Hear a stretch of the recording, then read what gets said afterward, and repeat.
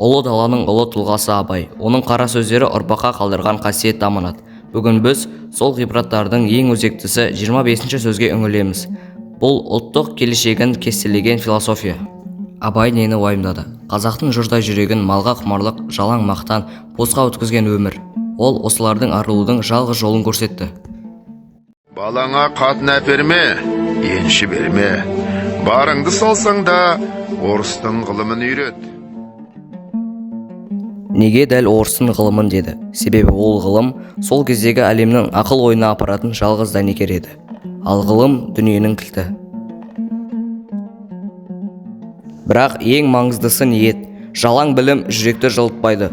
Ғылымды алдау үшін емес, сен болу үшін үйрен.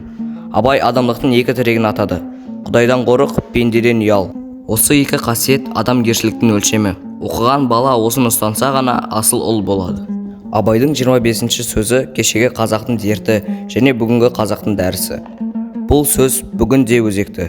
Абайдың өсиетіне құлақ тұр. Балыңа үй берерден бұрын білім бер. Әлемнің есігін ғылымның кілтімен аш. 25-ші қара сөз сенің өмірлік бағдарың.